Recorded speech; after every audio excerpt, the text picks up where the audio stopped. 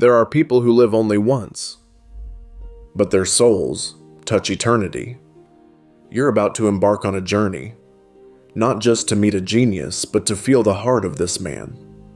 Leonardo da Vinci, a name the world admires, but few know that behind those masterpieces lies a lonely soul, a heart endlessly searching and deeply wounded.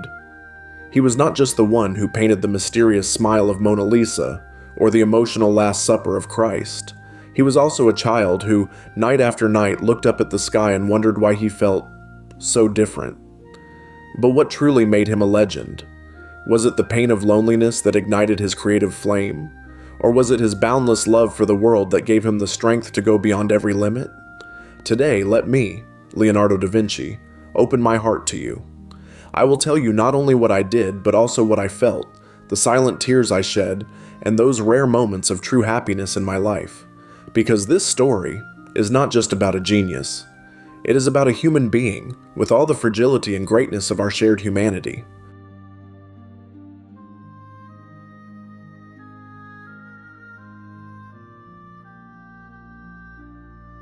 I was born on an April day in 1452 in Vinci, a small village nestled among the green hills of Tuscany. But from the very first moment I came into this world, I was different. Not because of genius, but because of pain. My mother, Caterina, a simple peasant woman. My father, Ser Piero da Vinci, a powerful notary in Florence, a man of law and order. They were not allowed to love each other in a way society would accept. In truth, my mother was merely a servant to my father. Their relationship led to my birth, an illegitimate child, and I was the living proof of a love that could never be. In my earliest years, I lived with my mother in a small house, perhaps near my grandparents' home. I still remember her hands brushing my hair every night, her lullabies as sweet as an angel's whisper. But around 1457, when I was about 5, my father took me to live with his family. According to custom at the time, and perhaps to protect the family's honor, I was placed under his and my grandmother's guardianship. From then on, I only saw my mother from afar, a fading figure in my memories. Later, she married a local potter and had 5 more children. I never lived close to her again. Yet perhaps that loneliness pushed me toward nature. According to Giorgio Vasari, from an early age, I possessed an extraordinary curiosity about the natural world. As a child, I would wander through fields and along small streams. I would lie on the grass, gaze up at the sky filled with birds, and my small heart would ask, why can birds fly while I cannot? Why does water flow endlessly without stopping? And why? Why did I feel so different? I wrote detailed observations in my notebooks about flowing water, the flapping of wings, and even the bone structures of animals. The world through my eyes was always full of mysteries and wonders. Every falling leaf, every ray of sunlight through the branches, every morning dew, they all felt like precious lessons. Nature was my second mother, my first teacher, and my only friend. I observed everything with the eyes of a curious child, but also with the soul of someone searching for answers to an inner loneliness. Because I was born illegitimate, I was not granted the formal education that my half-brothers received. This lack of traditional schooling gave me the freedom to explore and learn in my own way. And in the quiet of the countryside, I began to see that everything in life was connected by a hidden force. I believed that nature never breaks its own laws, and that everything shares a common principle. Perhaps it was this pain of separation that opened my third eye. I did not just see the world, I felt its spirit, and from then on, I knew that my life would be devoted to discovering the deepest, most sacred mysteries of all things. That was the beginning of my story, the story of a lonely child carrying within a vast longing like the sea and a heart forever yearning to be loved. But that was only the first page of the book I am about to share with you.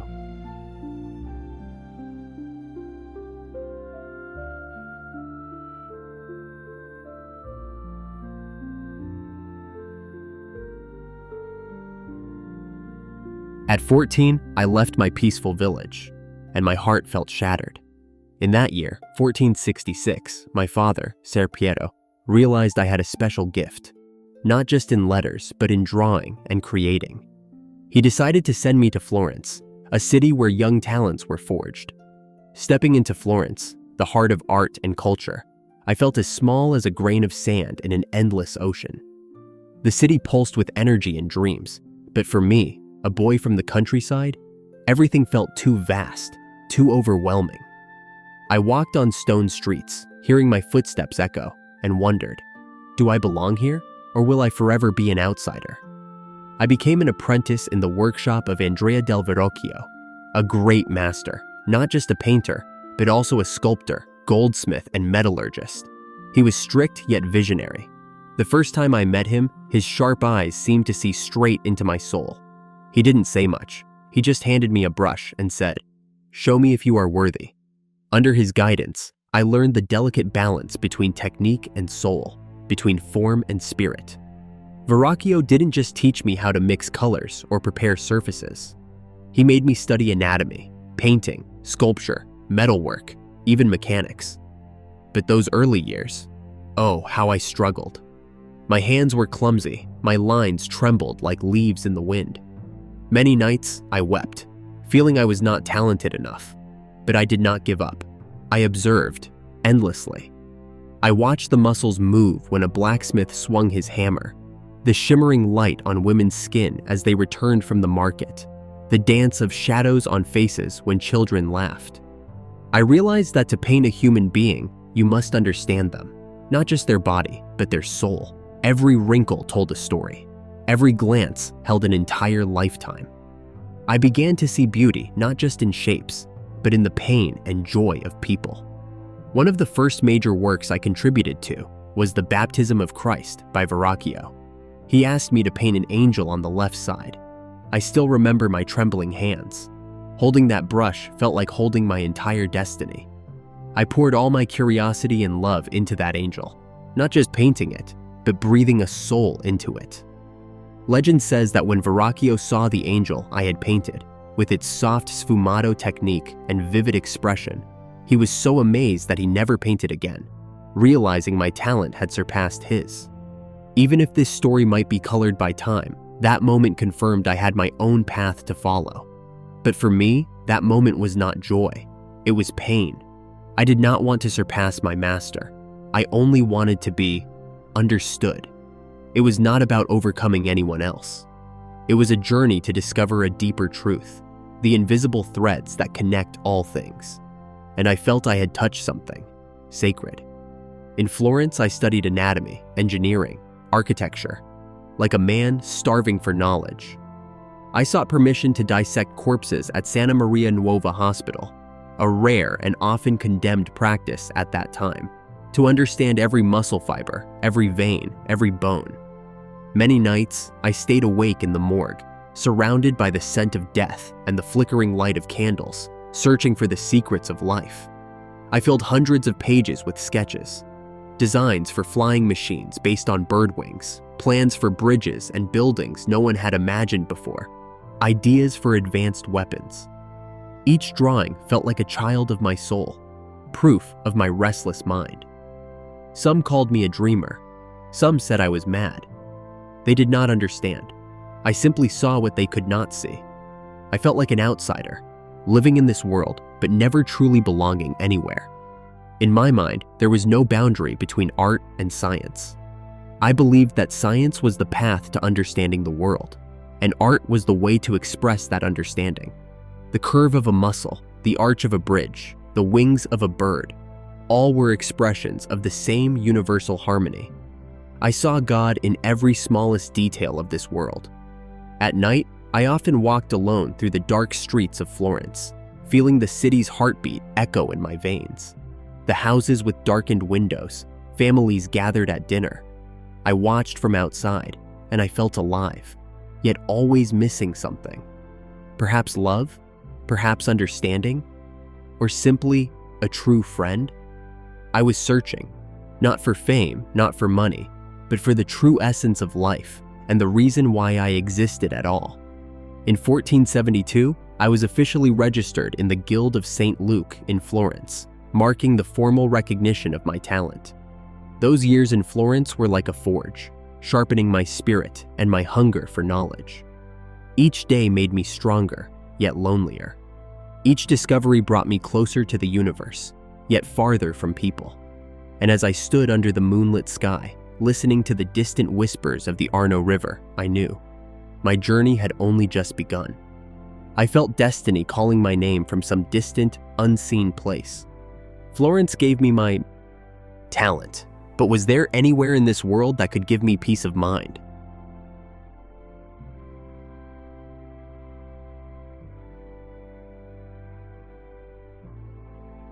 After Florence, my journey led me to Milan, a city of ambition, steel, and power. When I arrived in 1482, I was no longer the naive boy from Vinci. I was a 30-year-old man, carrying both my talent and my deep loneliness. I wrote a letter to Ludovico Sforza, Duke of Milan, known as Il Moro for his dark complexion. In that famous letter, I cleverly listed 10 of my military and engineering skills before even mentioning my painting abilities. The words trembled on the page because I knew this was my last chance to prove myself. I listed everything, designing bridges, fortifications, cannons, even war machines no one had ever imagined. I knew that to earn his trust, I had to promise more than paintings. I had to offer visions of the future. In truth, I marketed myself as a military engineer rather than an artist, something I had never done before. And I hated myself for it, for hiding my artist's heart behind the mask of a mechanic. In Milan, I felt a different energy, colder, more calculating, yet full of opportunity. Every time I walked into the palace, I felt like a mouse trapped in a labyrinth of power. While others saw war as destruction, I saw it as a chance to understand movement, force, and human ingenuity. I designed advanced cannons, armored vehicles, even multi-barrel machine guns. But my heart still belonged to art. Even while designing machines that could kill thousands, I filled my notebooks with studies of flowers, human expressions, and the delicate folds of fabric. Each night, I woke up with a feeling of guilt. Was I betraying my own soul? During those years, I worked on countless projects, from massive bronze equestrian statues to mechanical theater props. The most notable was the giant bronze horse, Gran Cavallo, for Francesco Sforza, Ludovico's father. I worked like a madman because only in work did I find peace. But the work that defined my soul was the Last Supper. I was commissioned to paint it in the refectory of Santa Maria delle Grazie. Every morning I stepped into that room. It felt like entering a cathedral. I did not want it to be just another religious painting. I wanted to capture the exact moment when Christ said, "One of you will betray me." I studied every reaction of the apostles, each flicker of doubt, shock, or sorrow. I spent hours watching the people of Milan, from market sellers to criminals, to capture the most authentic expressions for my figures. I sat in taverns, observing gamblers as they were tricked. I watched street fights to understand gestures of anger. Every gesture, every face, every subtle movement became a language of the soul. I experimented with a new technique, mixing oil and tempera directly on dry wall instead of using the traditional fresco method on wet plaster. A reckless choice many called artistic suicide, but I wanted more time to refine details. I could not stop searching for perfection. I wanted the tears to fall, the gestures to move. I wanted that moment to live forever, not just as an image, but as a living, breathing truth. Some days I sat there from dawn to dusk, adding a single small line to a disciple's mouth. People called me mad, but I knew I was creating something immortal. They said that when people saw the Last Supper, they did not just see a painting. They felt the room tremble, as if they were sitting at that sacred table. But for me, every time I looked at it, I felt even lonelier. I had poured my entire soul into it, but who would truly understand? Beyond paintings, I continued my studies, flying machines inspired by birds and bats, underwater breathing devices, concepts for new urban planning. In my Milanese notebooks, I sketched elevated bridges, water systems, even a vision for an ideal city with efficient drainage to improve public health. My mind always raced beyond my time. Some nights, I dreamt I was flying, only to wake with tears knowing I would die before seeing that dream come true. But in Milan, I also tasted the bitterness of court politics, betrayal, and the limits of patronage. Ludovico promised me so much, but in the end, I was just a pawn in his game of power. I felt like an animal in a zoo, displayed to amuse guests. When the French army under King Louis XII invaded Milan in 1499, Ludovico was overthrown and taken prisoner. I was forced to leave, carrying unfinished dreams and fragile sketches, my paper children. I remember the pain of leaving the Last Supper behind, like leaving a piece of my soul in that room, knowing my technique had already caused it to begin deteriorating just years after completion. As I left Milan, I felt both loss and liberation. I had given that city my visions, my genius, and my loneliness. But I also gained freedom.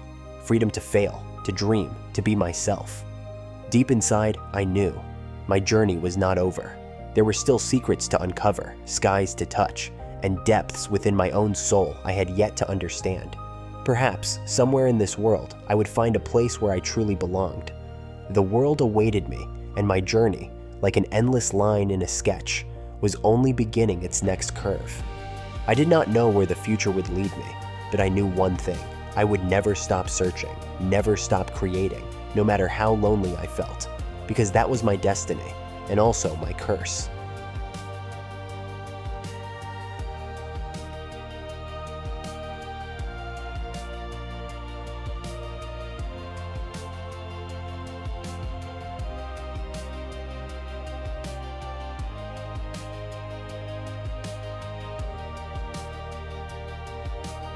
After leaving Milan in 1499, I wandered across Italy, from Venice to Mantua, then back to Florence.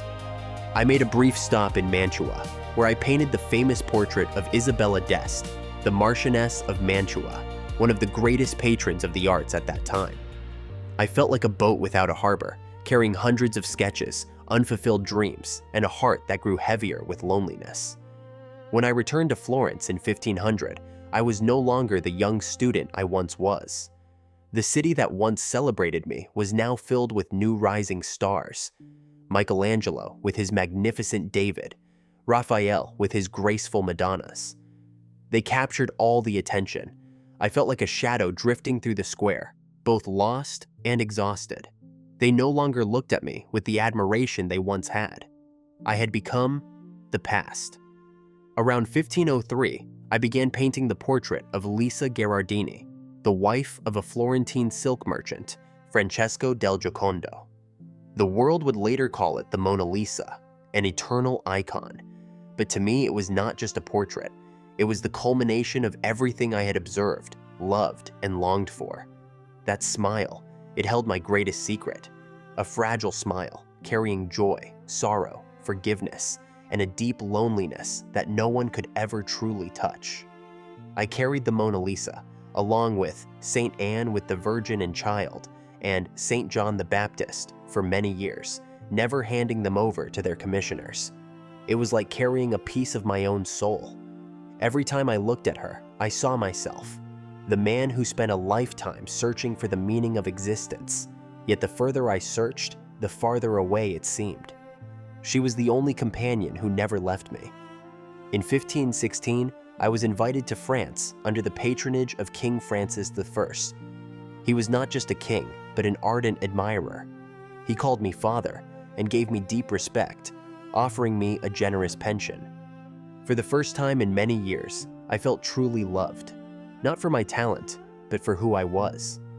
I lived in the Château du Clos-Lucé, just a few steps from the king's palace, and he often came to visit me.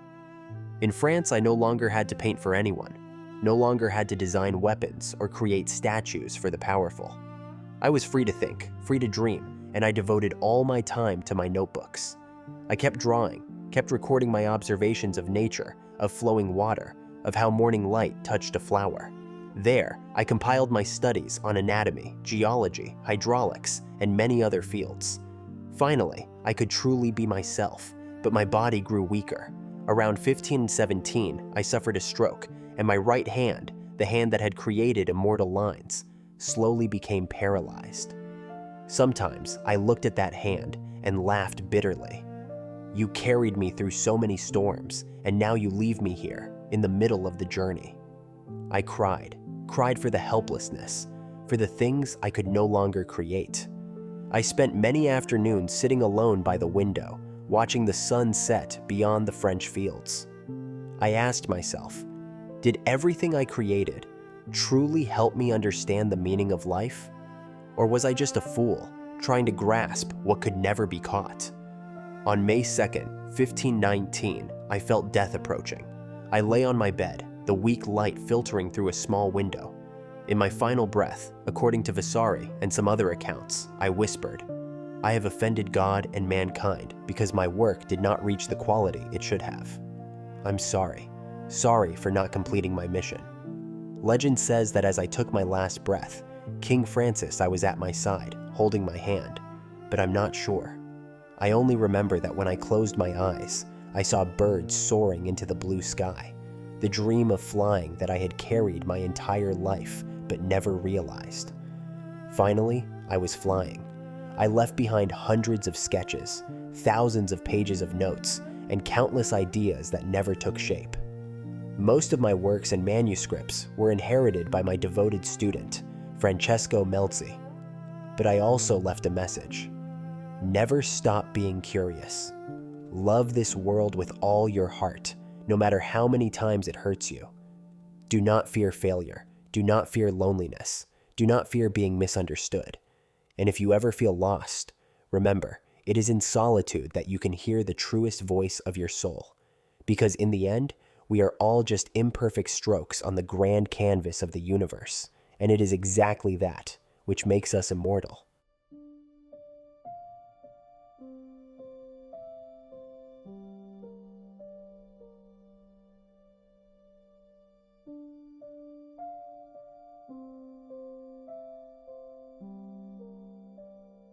When I closed my eyes, people believed that my story had ended, but in truth, it had only just begun. My sketches, my notebooks, my unfinished ideas, they did not die with me. My devoted student, Francesco Melzi, carefully collected and preserved nearly all of my manuscripts and notebooks after I passed. They continued to live on, weaving into the souls of those who long to understand the world, who long to push beyond their own limits. That is the greatest miracle I never dared to dream of.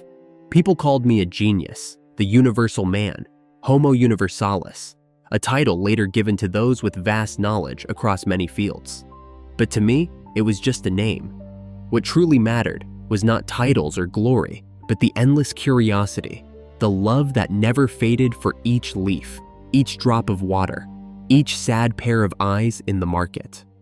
My notebooks, like the Codex Leicester, now owned by Bill Gates, or the Codex Atlanticus, the largest collection held at the Ambrosiana Library in Milan, each page soaked in sweat and tears, became priceless treasures for humanity. In them, they found not only machines, flying designs, hydraulic systems, or detailed anatomical studies, but also my loneliness, my unanswered questions, and my yearning to rise above the limitations of the human condition. They saw my soul on every page. I could not fly, but my ideas gave wings to millions of others. Inventors and scientists throughout centuries studied and built upon the principles I had sketched. I could not finish every project, but each unfinished draft became a seed for the future. In the end, I did fly, through their dreams. Today, some stand before the Mona Lisa at the Louvre in Paris, trying to decipher that smile. Some read my notebooks and see an entire universe breathing. Some walk into a museum and hear the echo of the questions I once whispered under the night sky hundreds of years ago. They do not know, but in those moments, I am standing right beside them. I know, even thousands of years from now, there will still be those searching for me in every brushstroke, every line, every secret. And they will be disappointed, because Leonardo does not truly live in paintings, nor in machines or statues. Leonardo is the urge that never stops, the question that repeats endlessly, why? The belief that as long as there is a spark in the heart, we can still change the world. You, the one listening to my story, you may never become a painter, never become an inventor, but you can become yourself, your truest and freest self, and that is all I ever wished for. If there is one last thing I want to leave you with, it is this. Never lose your curiosity. Never stop loving, even when the world wounds you. And have the courage to chase your dreams to the very end, even if it costs you loneliness or failure. Because when you dare to live so fully, you become immortal. And in that moment, you will understand. I, Leonardo, have never truly died. I am simply continuing to live in every heart that dares to dream.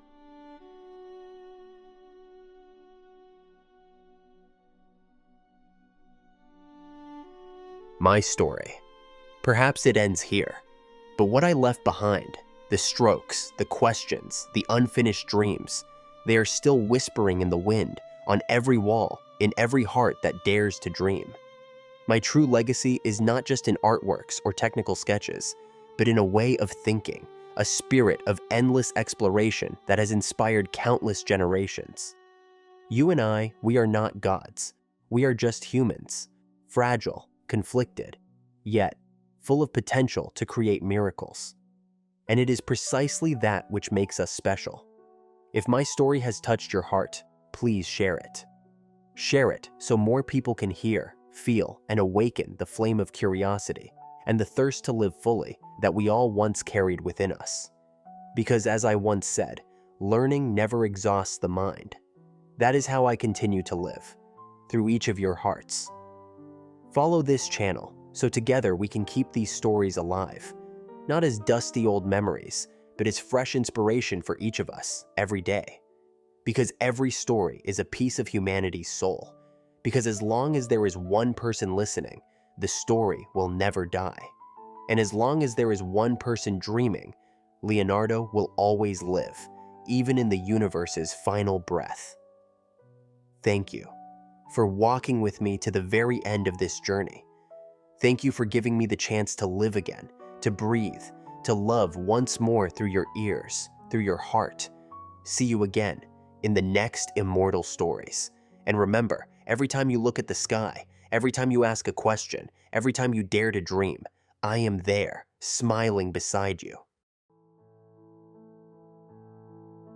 That was the story of Leonardo da Vinci, a man who lived fully, loved deeply, and left us a more colorful world. He was not only a brilliant artist, but also a pioneering scientist, an inventor ahead of his time, laying foundations for many fields of modern science and engineering. If you feel inspired, please share this video so more people can hear these wonderful stories. Subscribe to this channel so you won't miss more stories of other great figures, those who changed the world with their passion and courage. Because each of us carries a Leonardo da Vinci within, waiting to be awakened.